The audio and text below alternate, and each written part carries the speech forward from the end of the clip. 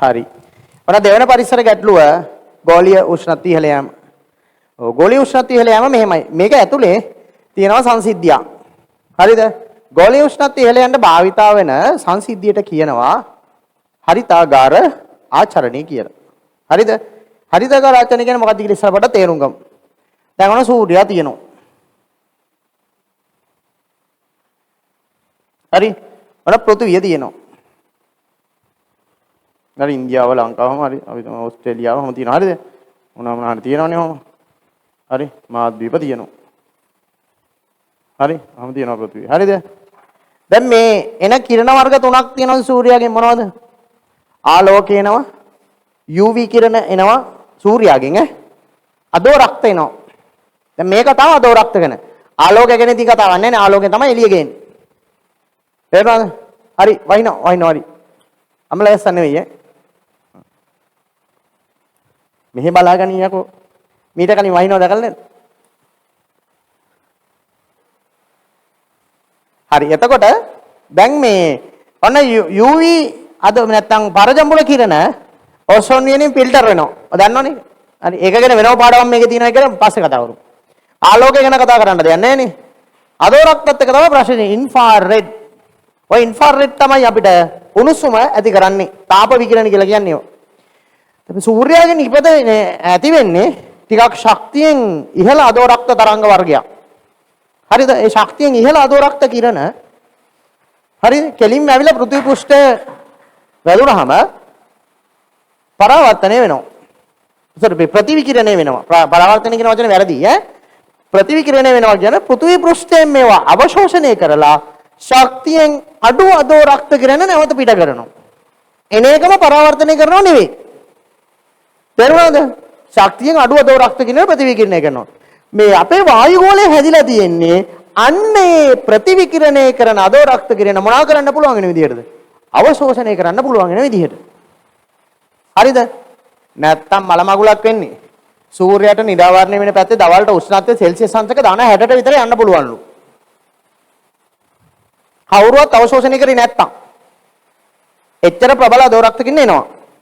ඊගාවට ඔය කරගිලා පිටිපස්සට ගියාට මේ හිරෙලිය වැටෙන්නෙම නැති ප්‍රදේශයක් වෙනවා රැට. රැට රින 15ක් විතර වෙන්න පුළුවන්ලු. දැන් ඔක ජීවිය ඇති වෙන්නේ හිතකර තත්ත්වයක් නෙමෙයි. රැට මිදෙනවා, දවල්ට ගිනියම් වෙනවා. රැට මිදෙනවා, දවල්ට ගිනියම් වෙනවා. මේක හෙන නඩුවන්නේ. මේ දෙකම හරි ජීවීන්ට වසන්න පුළුවන් පරිසර උෂ්ණත්වයක් නෙවෙයි නේද? දැන් මේ අපේ වායුගෝලයේ තියෙන වැදගත්කම තමයි අපේ වායුගෝලයේ ඉන්න සමහර වායුන්ට පුළුවන්, ඇතැම් වායුන්ට පුළුවන් මෙන්න මේ ප්‍රතිවිකිරණය වෙන අදෝරක්ත කියන අවශෝෂණය කරන්න. තේරුණාද? අවශෝෂණය කරගන්නවා. දැන් විශිෂ්ටතාවධාරිතාවය කියන එක අහලා තියෙනවනේ මම. මොකද්ද විශිෂ්ටතාවධාරිතාවය කියන්නේ? සෙල්සියස් අංශකයකින් උෂ්ණත්වය වැඩි වෙන්න කිලෝග්‍රෑමයකට දබදියු තාපය. දැන් විශිෂ්ටතාවධාරිතාවය වැඩි නම් මොකක් හරි ද්‍රව්‍යයක පුදා මොකද වෙන්නේ? සෙල්සියස් අංශකයකින් උෂ්ණත්වය වැඩි කරන්න සැපිය යුතු තාප ප්‍රමාණය අඩුයි. මම හරිනේ? සෙල්සියස් අංශකයකින් උෂ්ණත්වය වැඩි කරන්න සැපිය යුතු තාප ප්‍රමාණය මොකද වෙන්නේ?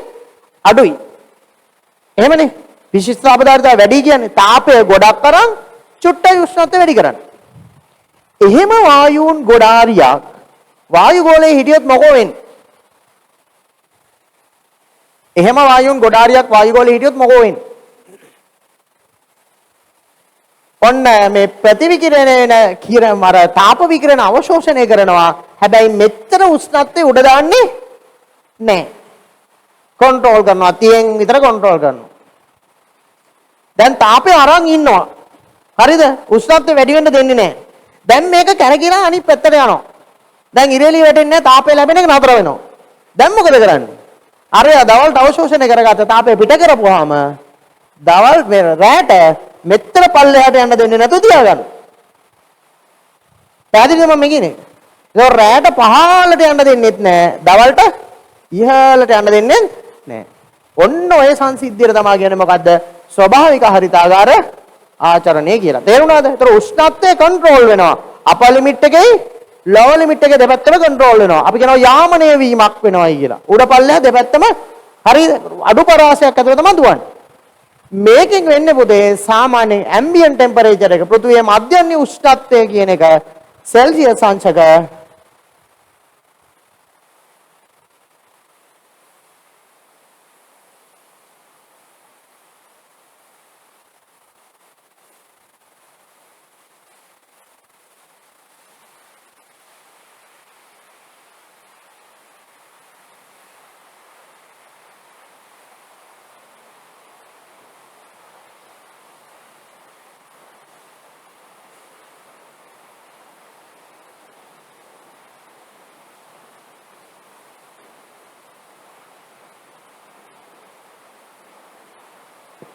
හරි සෙල්සියස් අංශක 15ක විතර උෂ්ණත්ව පරාසයක මේක කන්ට්‍රෝල් වෙලා තියෙන එක.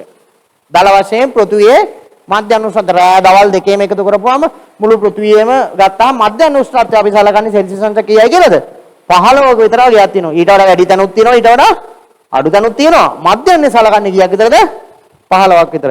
ඒක ජීවිතයට ඇති වෙන්න සහ පවතින හිතකර තත්ත්වයන් නිර්මාණය කරනවා. පැහැදිලිද? අන්නේ தත්ත්වය හදලා දෙන්නේ කවුද එහෙනම්? අර වායුගෝලයේ ඉන්න අර ප්‍රතිවිකිරණය වන අදෝරක්ත කිරණ අවශෝෂණය කරන වායු. තේරුණාද? අන්නේ වායුන්ට කියනවා මොනවද? හරිතාගාර වායුන් කියලා. මොනවද කියන්නේ? හරිතාගාර වායු. පැහැදිලිද කතාව? හරිද? ඕක නිසා තමයි ජීවය ඇති වෙන්න ඇත්තම පටන් ගන්න තියෙන්නේ. නැත්නම් ඕවා නැත්නම් මුකුත් වෙන්න බෑ. හරි පළවෙනි එකද ජීවිත හිතක උෂ්ණත්වයක් පෘථිවිය හැදෙන්න බෑ. එතකොට අපේ පෘථිවියේ වායුගෝලයක් තිබීම එහෙම වැදගත් කියන්නේ right? එතකොට මේ හරිතාකාර වායු හරි වල තියෙන්න ඕනේ ප්‍රධාන ගුණ දෙකක් තියෙනවා. තියෙන්න ඕනේ ප්‍රධාන ගුණ කීයක්ද? දෙකක් තියෙනවා පේපර්ස් වල අහලක් තියෙනවා මේක. පළවෙනි ගුණය තමයි මොකද්ද? අදෝරක්ත කිරණ අවශෝෂණය කිරීමේ හැකියාව. මොකද්ද? අදෝරක්ත කිරණ අවශෝෂණය කිරීමේ හැකියාව. පිටුවංග 45න් හරිතාකාර වායු. සතුව පැවතිය යුතු ලක්ෂණ කීයද? දෙකයි. අදෝරක්ත කිරණ අවශෝෂණය කිරීමේ හැකියාව. දෙවැනි ගුණය තමයි පුතේ වායු ගෝලයේ දිගු කලක් ස්ථායීව පැවතීමේ හැකියාව. ඒකක් තියෙන්න බෑ. හරිද? වියෝජනය වෙනවා නම් දවසින් දෙකකින් වැඩක් නැහැ නේ මේ වැඩේ කරන්න පුළුවන් දෙයක්. බෑ. මොකද මේක හැමදාම පෘථිවිය කරගෙන ගන්න දිගටම ඒ කියන්නේ අපි කියනකොම repetitively නැවත නැවත ආපහු එන්න ඕන ක්‍රියාවලිය. තේරුණාද? ඒක කරන්න නම් දිගටම ස්ථායීව තියෙන්න ඕන වායුව. වායු ගෝලයේ දිගු කලක් ස්ථායීව තියෙන්නත් ඕන. හරි. ඔන්න අන්ඩර්ලයින් කරගන්න highlight කරගන්න හරිතාගාර වායුව කියලා හඳුන්වන කැටගරි එකේ තියෙන්නේ ඔන්න කෙමිකලි රසායන විද්‍යාත්මකව හරිතාගාර වායුවක් වෙන්න නම් පරමාණු දෙකට වඩා ඉහළ ඒ කියන්නේ මොනවද? අපි කියනවා බහු පරමාණුක මෙන්ම විෂම ද්වි පරමාණුක වායු අණු වලින් සමන්විත ඕනෑම වායුවකට හරිතාගාර වායුවක් ලෙස ක්‍රියා කිරීමේ හැකියාව පැවතියද මොනවද ඔය බහු පරමාණුක කියන්නේ? CO2 පරමාණු දෙකට වැඩි. CH4 වායු වල තියෙන ඒවා පරමාණු දෙකට වඩා වැඩි. හරිද? NO පරමාණු දෙකට වඩා වැඩි. sorry දෙකයි නේ ගන්න බෑ. N2O පරමාණු දෙකට වඩා වැඩි. හරිද? SO2 පරමාණු දෙකට වඩා වැඩි. SO3 පරමාණු දෙකට වඩා වැඩි. NO2 පරමාණු දෙකට වඩා වැඩි. හැබැයි පැවතිය ද කියලා තියෙනවා.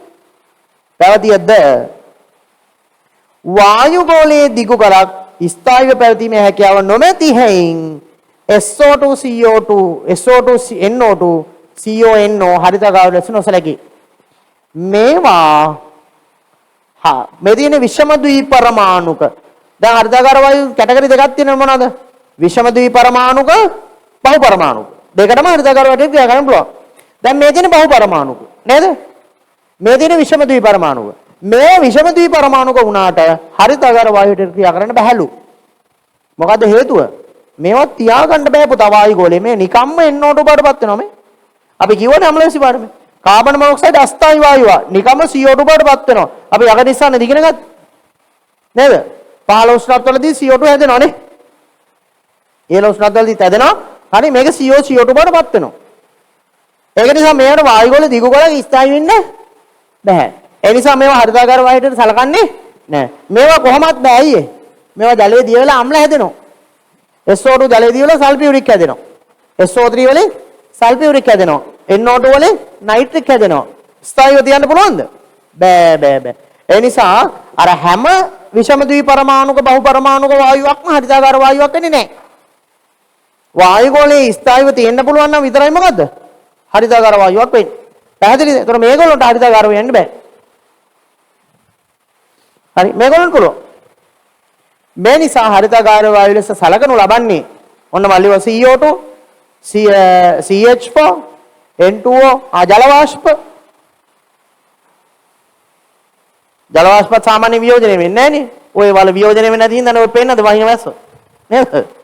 හරි ඊගාවට වාෂ්පශීලී හැලජනීකృత හයිඩ්‍රෝකාබන ඔය කියන්නේ ශීතකාරක වායුන් ගැන ප්‍රධාන වශයෙන් CFC, HCFC, HFC. ඔය ගැන අපි කලින් කතා කරානේ. ඈ? ශීතකාරක වායුන් ගැන අපිට කියලා ඕනේ කලින්.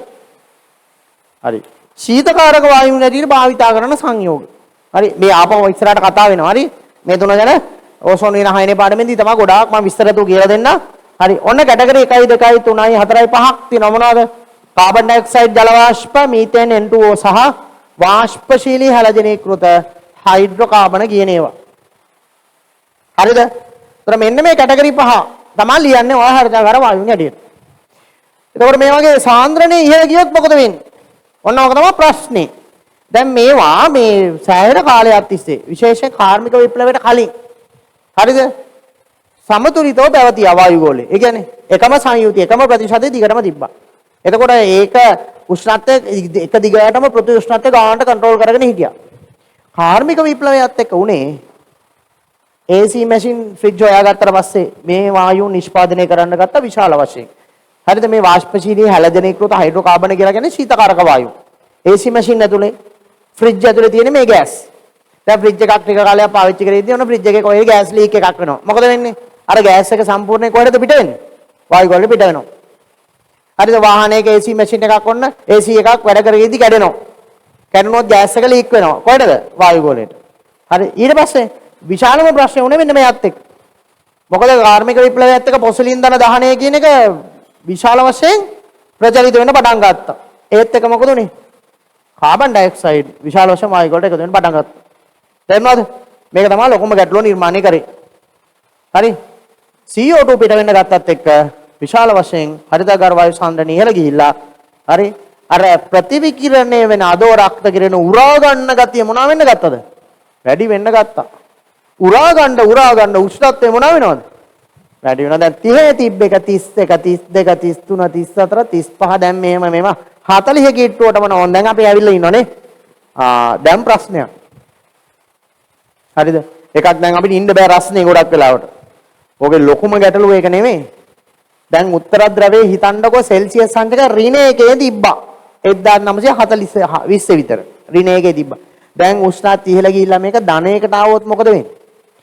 අර මුළු ප්‍රදේශෙම තියෙන අයිස් ටික ඔක්කොම දිය වෙලා මොනවා වෙනවද? වතුර වෙනවා. එතකොට මුළු අක්‍ර ලක්ෂ ගානක අයිස් කන්දක් කියුබික් මීටර් මිලියන ගානක අයිස් කන්දක් දිය වෙලා වතුර වුණාම මූදු මට්ටම මොකද වෙන්නේ? ඉහළ යනවා. තේරුණාද? අර අයිස් ටික ඔක්කොම දිය වෙලා මූදට එකතු වුණාම මූදු මට්ටම ඉහළ යනවා. මූදු මට්ටම ඉහළ ගියපු ගමන් මොකද වෙන්නේ? අර පොඩි දූපත් රටවල් තියෙන. ඔය මාලදිව ඉන අන්දමන් දූපත් ඒ වගේ රටවල් ඔක්කොම මොනවා වෙනවද? ඉවරයි. ලෝක සිතියමෙන් වාෂ්ප වෙලා යනවා. තේරුණාද? ඕක තමයි ලොකුම ප්‍රශ්නේ. ඉන්න නම් ඔහෙ බැරි නම් ඒ හේවණකට හරියන්න බැරිය. හරිද? හේවණක් හරි යන්න දූපතක් නැත්තම් මොකද කරන්නේ? මූදේ ගස් හිටවන්නේ. තේරුණාද? ලොකුම ප්‍රශ්නේ මුහුදු මට්ටම ඉහළ යන්න ගත්තාම අර ග්ලැසියර් දිය වෙලා මුහුදු වතුරට එකතු වුණාම මුහුදු මට්ටම ඉහළ යන්න ගත්තාම දූපත රටවල් ඔක්කොම වතුරේ යට වෙලා යනවා. හරිද? ඊට පස්සේ ගංගාවල් දිගේ ආපස්සට ලුණු වතුර එනවා. ඇයි මුහුදු මට්ටම දැන් ගඟ ගලන්නේ උඩ ඉන්න පහයටනේ. මුහුදු මට්ටම උඩ ගියපම ගඟ පැත්තට වතුර යනවා. ලුණු වතුර. දැනනවද? ඔන්න ඔයගේ විශාල වශයෙන් දැන් මේ ප්‍රශ්න ගැන අපි වෙනම කතා කරමු. ප්‍රශ්න ඇති වෙන්න ගන්න. එහෙනම් මේ ගෝලීය උෂ්ණත්වය ඉහළ යන එක විශාල පරිසර ප්‍රශ්න ගොඩක් ඇති කරන්න පටන් ගන්න තියෙනවා මේ වෙද්දී. තේරුණාද? රයිට්. එතකොට මේ අපි හරිතාගාර වායු සාන්ද්‍රණය ඉහළ යන එක ගැන කතා කරමු. හරිතාගාර වායු සාන්ද්‍රණය ඉහළ යන්න ප්‍රධාන වශයෙන් දායක වෙලා තියෙන්නේ හරි මිනිස් ක්‍රියාකාරකම්. ස්වභාවික හේතු නෙමෙයි. හරි? හරි. එතකොට මේ ගෝලීය උෂ්ණත්වය ඉහළ යන්න ප්‍රධාන වශයෙන් දායක වෙන මිනිස් ක්‍රියාකාරකම් වලින් වෙන්නේ මෙන්න මේ වායුන්ගේ සාන්ද්‍රණය ඉහළ යන එක මොනවද? හරිතගාර වායුන්ගේ සාන්ද්‍රණය ඉහළ යන එක මොනවද? කාබන් ඩයොක්සයිඩ් කොහමද? ඔව් පොසිල් ඉන්ධන දහනය. දන්නවනේ. ඒකෙන් තමයි කාබන් ඩයොක්සයිඩ් වැඩිපුරම පිට වෙන්නේ. අනිත් එක තමයි වන විනාශය. මේ වන විනාශය කිව්වහම ගොඩක් කට්ටිය හිතන් ඉන්නේ මේ ගහ ගැපුවට පස්සේ මේ කාබන් ඩයොක්සයිඩ් අවශෝෂණය කරගන්න එකෙන් නැතුව යනවනේ කියලා. ඒකත් ප්‍රශ්නයක් තමයි. හැබැයි මෙතන ගහට ගහක් හිටෙවුවා කියන්නකෝ. ඒත් මේ ප්‍රශ්නේ විසඳෙන්නේ නැහැ. ඒක වෙන්නේ මෙහෙමයි. හරිද? දැන් ගහක් කැපුවාට පස්සේ ගහක් ජීර්ණය වෙන්න පටන් ගන්නවා. සුද්ධ ජීවි ක්‍රියාකාරීත්වය නිසා දිරන්න ගන්නවා. ඒ ගහේ තියෙන කාබන් ඔක්කොම දිරලා වායු ගෝලයට CO2 විදිහට පිට වෙන්න බැරිද? අන්න ඒකයි ගහක් කපපුවම තියෙන ප්‍රශ්නේ. තේරුණාද? නැතු මේ ගහ නිසා CO2 අවශෝෂණය කරන එක නතර වෙන එක නෙවෙයි. ඒ නැති ගහක් හිටවලා ගහක් කපපුවම ප්‍රශ්නේ විසඳෙන්න බෑ. නෑ. ගහ කැපුවට පස්සේ දැන් අපි හිතමු ලී ගන්න ගහක් කපනවා කියලා. අර ගහේ අතු ටික කොළ ටික ඔක්කොම ඉසික් කළා ගන්නනේ. දිරන්න ගන්නවද නැද්ද? ඔය කාබන් CO2 බවට පත් වෙවි සුද්ධ ජීවීන් වායු ගෝලයට එකතු කරනවා. තේරුණාද? බොහොම චුට්ටන්නේ දිරුවට පස්සේ ඉතුරු වෙන්නේ. අනිත් ඔක්කොම මොනවාද? වායුන් හැටියට CO2 හැටියට වායු ගෝලයට පිට වෙලා යනවා. තේරුණාද මේ කේස් එක? ඒ නිසා ගහක් කැපුවට පස්සේ CO2 විශාල ප්‍රමාණයක් වායු ගෝලයට එකතු වෙනවා. තේරුණාද? ඒක තමයි වන විනාශයේ තියෙන ප්‍රශ්නේ. මීතේන් කියනකොටම මතක තියාගන්න කුණු ගොඩවල් කියන කතාව. අක්‍රමවත් කසල බැහැර කිරීමෙන් තමයි මේක වෙන්නේ. හරිද? දැන් ඔය මේ මම මේක මතක තියාගන්න සිද්ධියක් කියන්නම් අර මේ ඒ කියන්නේ අක්‍රමවත් කසල බැහැර කිරීම ඔය මේ මීතොට මොළ කුණු කන්ද නායක කියප එක. හොඳද? ඔය මීතොට මොළ කුණු කන්ද නායකයේ මේ මීතේන් කේස් එකේ ඉඳන්. ඔය මේ මට මතකයි සිරසේ හරිද මේ ඒ නිවුස් එක ගැන ආයේ පස්සෙත් නිවුස් එකක් ගැහුවා. දැන් අප්‍රේල් 15 වෙනිදානේ අවුරුද්දට පස්සේ දවසේනේ ওই නායකී. ඔයාලා මතකද දන්නේ? හරි මේ ඒ නායයන්ට මාර්තු මාසේ දවසක හරිද නිවුස් පොස්ට් එකේ නිවුස් එකක් ගහනවා මීතොටමොල්ල කුණු කන්ද ගැන. ඒක තියෙන්නේ මේ කන්දේ හරිද මේ දැන් කුණු එකතු වෙලා නේ තියෙන්නේ. දැන් මේ ඇතුලේ නිර්වායු ශ්වසන බැක්ටීරියා වර්ධනය වෙනවා. එතකොට ඕම් මොනවාද පිට කරන්නේ? මීතේන් පිට කරනවා. දැන් මේ කන්ද උඩට කුණු පුරවනකොට මේ ඇතුලේ හැදෙන මීතේන් පිට වෙන්න විදිහ නෑ. එතකොට මේ කන්දේ ඇතුලේ එයා පොකට්ස් හැදෙනවා. කන්ද මෙහෙම ඉදිමිලා ඇතුලේ එයා පොකට්ස් හැදෙනවා. සමහර වෙලාවට ඒ ආපොකට්ස් පුපුරලා උඩට ගෑස් එක ගහනවා. ඒගොල්ලෝ නිවුස් එකක් පෙන්නනවා මේ උඩට ගෑස් එක ගහනවා. ගහනකොට shopping කෑලි යනමන උලඟ යනවා. බෝම්බේ පුරනවා උඩට ගෑස් එක ගහනවා. එලා කියනවා මේක ඇතුළේ දැන් මීතේන් හිරිලා මේක අනාරක්ෂිත තත්ත්වයටපත් වෙලා තියෙන එක. දැන් ගෙවල් තියෙන්නේ මෙහෙනේ. හරි මේ වටේ ගෙවල් තියෙනවා. මෙතනින් පාරකුත් තියෙනවා. හරිද? දැන් මේ ආපොකට්ස් මෙහෙම හැදිලා තියෙද්දි කන්ද එක දවසක් අම්මානක වැස්සා. වහිනකොට මොකද උනේ? අර එයාපොකට්ස් ඕපන් වෙච්ච තැන් වලට වැහි වතුර එකතු වෙලා මේ වලවල් වලට මොනවා වුණාද? වතුර පිරුණා. දැන් මේ කන්ද උඩ බරයි යට වතුර. මොකද උනේ?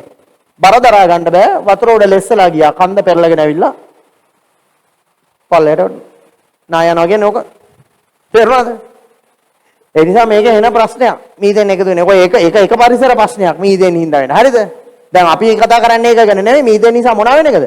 ගෝලීය උෂ්ණත්වය ඉහළ යෑම ගැන. පැහැදිලිද මේක? හරි? ඔන්න ඔය වගේ දේවලුත් වෙන්න පුළුවන්. හරි අන්තිමට මිනිස්සු 20 ගානක් කොහෙද? අමුයම වැළලුණානේ ඇතුලේ. කන්ද ඇතුලේ බොඩි එකක්වත් ගන්න බැරි වෙන්න වැළෙල්ලාම ගියා. ඇයි ගෙවල් උඩ කන්ද කඩාගෙන වැටුණා? ආයේ පොඩ්ඩක් හරිද? මහ විශාල කන්දන්නේ. හරි කුණු වලටම යට වෙලා එහෙම හුස්ම ගන්න බැරුව හුස්ම ඉර වෙලා මරනවා බිල්ඩින් ඇතුලේ මිනිස්සු. හරි? ඒ වෙන ප්‍රශ්න. හොඳද? මේක නෙමෙයි. එතකොට මේ නිර්වායු ශ්වසන බැක්ටීරියා අර ආක්‍රමණවත් කසල බැහැර කිරීම කියන්නේ මොකද? කුණු කඳු ගොඩ ගහනවා මෙහෙම.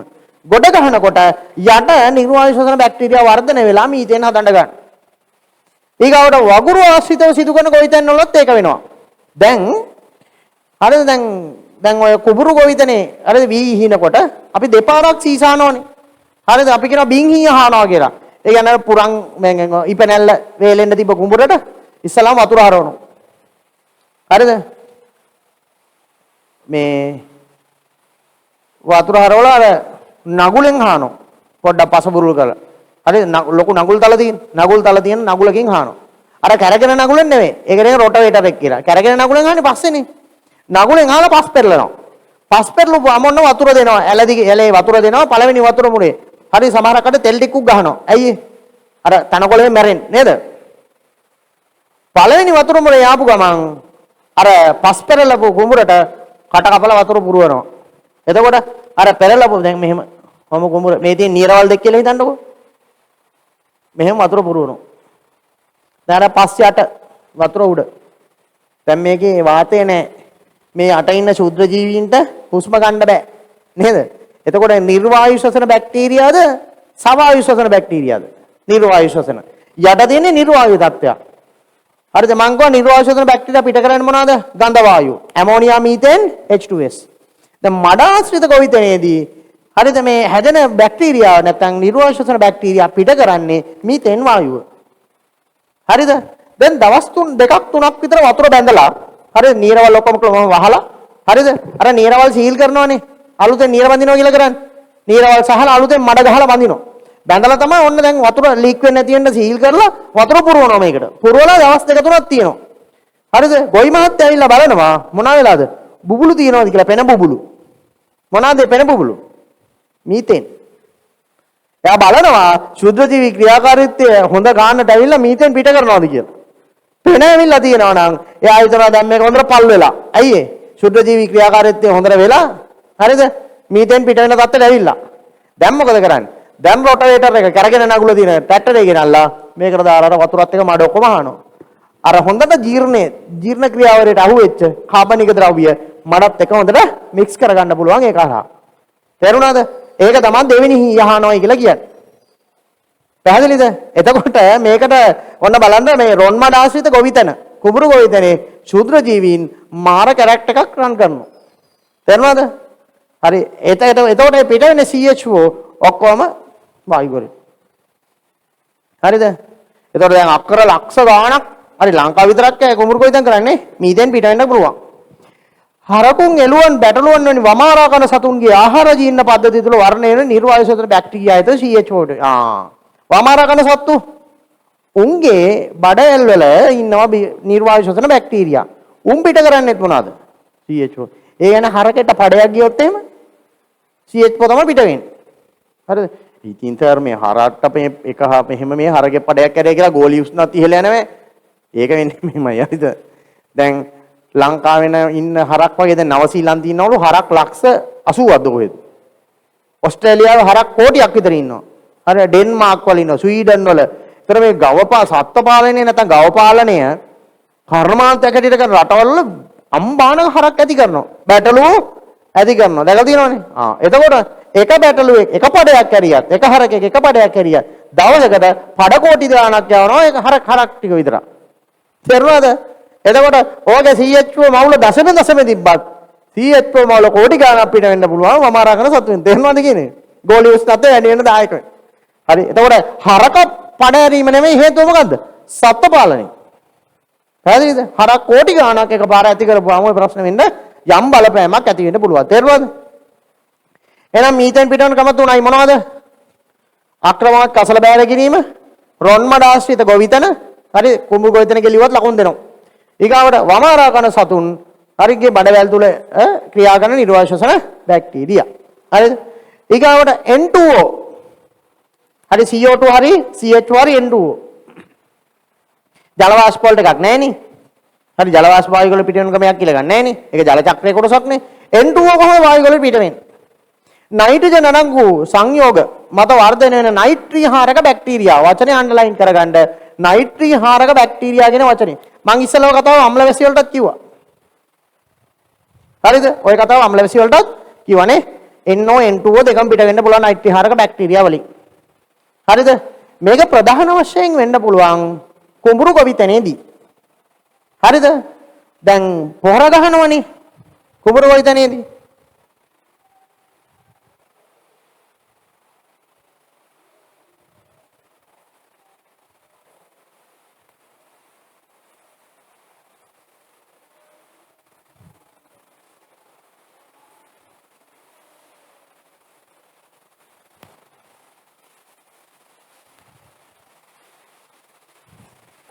හරි කුඹුරු ගොවිතැනේදී නයිට්‍රජන් අණු පොහොර ගහද්දී හරිද මඩ පොහොර යූරියා ගහද්දී N2O හැදෙන්න පුළුවන් විශාල වශයෙන්. ඇයි අපි විශාල නයිට්‍රජන් ප්‍රමාණයක් කුඹුරේ හලනවා. තේරුණාද? ඒ හරහා නයිට්‍රී හරක බැක්ටීරියා ක්‍රියාකාරීත්වයෙන් N2O පිට වෙන්න පුළුවන්. ඒක තමයි මෙතන කියන්නේ. ඒ කියන්නේ නයිට්‍රජනීය පොහොර භාවිතයෙන් ගොවිතැන් කිරීම. තේරුණාද? ඊගාවට වායුමය හැලජනීකృత හයිඩ්‍රෝකාබන ශීතකරණ සහ වායු සමීකරණ තුළ ශීතකාරක වායුන් ලෙස යොදා ගැනීම සඳහා මිනිසා විසින් කෘත්‍රිමව සංශ්ලේෂණය කරනු ලැබේ. හරිනේ? මේවා. මං කිව්වේ ලීක් වුණොත් ඉවරයි. ඔන්න වායු ගොල්ලේ පිට වෙන හැටි. එතකොට ගෝලීය උෂ්ණත්වය තියෙන මේ අහිතකර බලපෑම් මොනවද? ඈ අහිතකර බලපෑම තමයි පළවෙනි එක. හරිය ද්‍රවාසන්න ඉස්තට්ටු දිය වෙන එක. හරිනේ. එතකොට මුහුදු මට්ටම ඉහළ ගිහිල්ලා දූපත් රටවල් ජලයෙන් යට වෙනවා. පැහැදිලිද? පහත් දිම් වෙන කරදිය කාන්දු වීමෙන් පස නිසරු වීම. දැන් ඔය සමහරක් කට්ටිය ගොවිතැන් කරනවනේ පුතේ. කොහෙද දැන් බණකල්ප පැත්තේ එහෙම කට්ටිය මොනවා කරනවද? වී ගොවිතැන් කරනවද නැද්ද? කරනවා. දැන් මුහුදු මට්ටම ඉහළ ගියපාම කුඹුරු වලට මොනවා වෙනවද? ලුණු එන්න ගන්නවා.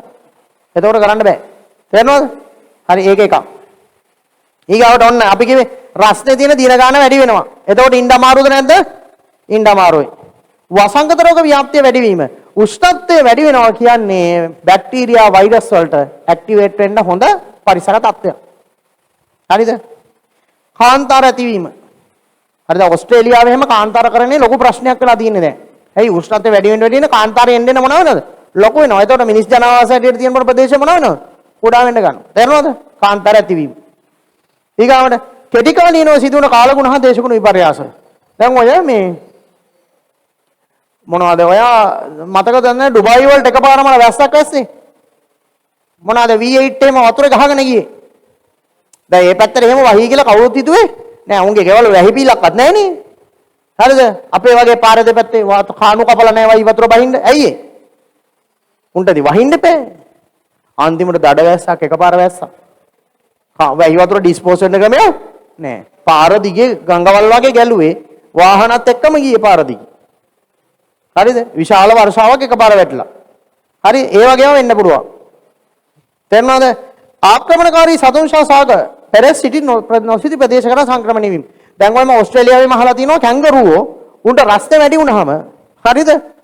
මිනිස්සු වෙන පැති වලට එනවා. ඇයි ටැප් තියෙනවා. වතුර බොන්න පුළුවන්. ඇයිලා ගෙවල් වලට පැනලා ටැප් කඩලා වතුර බොනවා. ගෙවල් ඇතුලේ තින්නවා ඊට පස්සේ. හරිද? ඊගාවට පොළොංගු, වැලි පොළොංගු. දැන් මේ වැලි පොළොංගු වගේ සත්තු වතුර සීතල හොයාගෙන එනවා. හරිද? ඊගාවට අහලා තියෙනවද කහම්බිලිය තුත්තිරි වතුර හොයාගෙන එන්නේ. ආයේ ඉවරයි වතුර තියෙන ප්‍රදේශයකට වැටුනොත් එහෙම. හරි? දිගටම බෝ වෙනවා නවත්තන්න බෑ. වතුර හොයාගෙන හැදෙන ඒවා.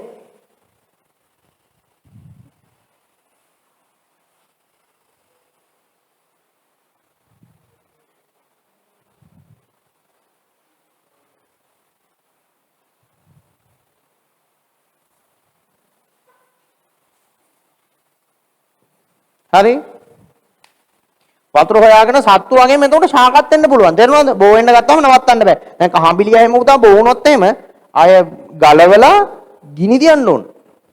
එක ගහක් අර ඉතුරු වුණොත් මෙහෙම කරද්දි බෝ වෙනවා. වතුර හොයාගෙන හැදි. තේරුණාද? ආක්‍රමණකාරී ශාක කියන්නේ ඒවා. තුත්තිරිත් එහෙමයි. හරිද? ඊගාවට දේශගුණ රටාවල අක්‍රමවත්භාවය හේතුවෙන් කෘෂිකර්මාන්තයට හානි වීම. දැන් ඔන්න අකාලේ වහිනවා. මොකද වෙන්නේ? මිනිස්සු සමහර වෙලාවට වහින්න නැති වෙයි කියලා හිතලා හේයෙන් කොටලා ඒලවල වැට හිටවලා. දැන් මේ වගේ වැස්සාම මොකද වෙන්නේ? ඇට ටික ඔක්කොම කුණු වෙලා යනවා. හරි දැන් මේ මෙහෙම වහින කාලයක් නෙවෙයිනේ. ලබන මාසේ අන්තිම හරියනේ මෙහෙම වහින්නේ පැල් බැඳගෙන. දැන් මේ මෙහෙම වැහලා තේරුණාද? මිනිස්සු එළවලු ටිකක් හිටවත ඔක්කොම කුණු වෙනවද නැද්ද? ඔක්කොම කුණු වෙනවා. දැන් යුරෝපේ එහෙම මේක ලොකු ප්‍රශ්නයක්. ශීත කාලේ දික් වෙලා දැන්. ඉස්සර දෙසැම්බර් ජනවාරි අගවැදි ශීත කාලය ඉවරයි. දැන් මාර්තුත් සීතලයි. ඒගොල්ලන්ට මාස 6නේ තියෙන්නේ ඒගොල්ලන්ට අවශ්‍ය ආහාර නිෂ්පාදනය කරගන්න. අනිත් මාස 6ම සීතයි. නේද? ගස්වල කොළ ඇලෙනවා, ඉරේලි අඩුයි. හරි? ගස්වල පළදා වටගන්නේ. ඒගොල්ලන්ට අර එළවලු වඩම නම් හදාගන්න බැරුව යනවා. කෘෂිකර්මාන්තයට බාධා සිදුවීම කියන්නේ මොකද ගහක ලයිෆ් සයිකල් එකක් තියෙනවනේ. වර්ධනය වෙලා පළහට ගන්න කාලයක්. ඊට කලින් සීත කාලයව මොකද වැඩන්නේ? ඒක නිසා දැන් ගොඩාක් යුරෝපේ රටවල් වල ජර්මනි එහෙම හරිතාගාරය ඇතුලේ තමයි මොනා කරන්නේ? වගා කටයුතු කරන්නේ. හරිද? ඒතර හරිතාගාරය ඇතුලේ උෂ්ණත්වය කන්ට්‍රෝල් කරගන්නවා ඒගොල්ලෝ කෘතිම. තේරෙනවද? හරි. ශීත කාලේ එන්න කලින් එන්න අන්තිම හරියට එනකම්ම හරිතාගාරය ඇතුලේ උෂ්ණත්වය පාලනය කරගෙන ඒගොල්ලෝ වවනවා. වෙන කරන්න දෙයක් නේ. තේරෙනවද? හරි ඒගොල්ලෝ කරන්නේ එහෙමනේ එළවලු වවලා ඩ්‍රයි වෙජිටබල් විදියට තමයි කපඩා කරගන්න. ශීත කාලේට පරිභෝජනයේ. හරි අනිත් ඒවා ඉම්පෝට් කරනවා. පිට රට වලින් ගෙන ගන්නවා. තේරෙනවද? ඒක ශීත කාලේට කෘෂිකර්මාන්තය සම්පූර්ණයෙන්ම නතර කරලා ඒගොල්ලෝට දාන්න වෙනවා. හරි ඒව තමයි ප්‍රශ්න. තේරුණාද? හරි එතකොට මේකෙන් මේ හරි මේ කීපයක් මතක තියාගන්න ඕන. උපරිම 4ක්වත් මතක තියාගන්න ඕනේ. හරි 3ක් 4ක් අහන්න පුළුවන්. ගෝලීය උණුසුම ඉහළම පාලනය. දැන් මේ වායු පිට වෙන්න හේතු පාලනය කරන්න හරිනේ. Carbon dioxide. ඔන්න පොසිල් ඉන්ධන දහනය සීමා කිරීම සහ විකල්ප බල ශක්තිය. පොසිල් ඉන්ධන වෙනුවට ඩීසල් පෙට්‍රල් වෙනුවට විකල්ප බල ශක්තිය පාවිච්චි කරන්න පුළුවන්. සූර්ය බලය වගේ. හරි? පුනර්ජනනීය බල ශක්තිය පාවිච්චි කරන්න පුළුවන්. දැන් නම් මේක ඇත්තට මේ ලෝකෝට මේ ප්‍රචලිත වෙලා නැහැ. දැන් ජෛව ඩීසල් ගැන කිව්ව. මං කිව්වේ දැන් භාවිතයේත් නැහැ. හරිද? ඒක නම් ලියන්නත් එපා. හරිද? විකල්ප බල ශක්තිය හොඳයි. අය සූර්ය බලය නේද? න්‍යෂ්ටික බලයට ඒ වගේ ඒවා තමයි හොඳ. වන විනාශය අවම කිරීම. දැන් මේ CO2 පිට වෙන ක්‍රම දෙකයි ඉන්නේ තිබ්බේ මොකද්ද? පොසිල් ඉන්ධන දහනය වන විනාශයයි. ගස් කපන එක නවත්තන්න පුළුවන්. දව වෙනුවට විකල්ප අමුද්‍රව්‍ය. ඇයි එහෙම කියන්නේ? වැඩිපුරම ගස් කපන්නේ මොනවටද? ආතල් එකටද? නෑ මොනවාද? දරටයි ගෙවල් හදන්නයි නේ. හරි. දැන් අර පිටිපස්ස බලන්නතර වහලේ ගහලා තියෙන්නේ මොනවා වගේද? ලී වලින්. දැක්කද? යකඩෙන් ගහලා තියෙන්නේ. හරිද? අන්න විකල්ප අමුද්‍රව්‍ය භාවිතය කරලා තියෙනවා. දැක්කනේ? හරි බලන්න ලී වලින් ගහලා වගේම ගත හැකියි. ඔන්න වන විනාශය අවම කරන්න ගත හැකි ක්‍රියාමාර්ග. තේරුණාද? හරි? රයිට්. රසායනික පොහොර වෙනකොට කොම්පෝස්ට් පොහොර හදා වගා කටයුතු කිනු. අනේ අම්මේ මේක නම් කියන්නත් බය බෑ. රසායනික පොහොර වෙනකොට කොම්පෝස්ට් පොහොර හදා වගා කටයුතු කරන්න ගිහිල්ලා ජනාධිපති කෙනෙක්ට ගෙදර යන්නත් උනානේ. ඈ මතකනේ? මේ ඒ කියන්නේ ඒක සාර්ථකම එක නෙවෙයි නේ. ඒක දැක්කනේ මිනිස්සු අර ප්‍රායෝගිකව අමාරුයි කරන්නේ. ගෙදර පොඩ්ඩක් මේ තක්කාලි ගහක් නේද? මේ රාබෝලයක් හදාගන්න පොඩ්ඩක් පුළුවන්. මහා පරිමාණයේ ගොවිතැන් කරද්දී නයිට්‍රජනීය පොහොර භාවිතය නවත්තනවා කියන එක ලොකු චැලෙන්ජ් එකක්. ප්‍රායෝගිකව ටිකක් කරන්න අමාරුයි. නමුත් මේක තියරියක් හැටියට කියන්න පුළුවන් අපිට. හරිද?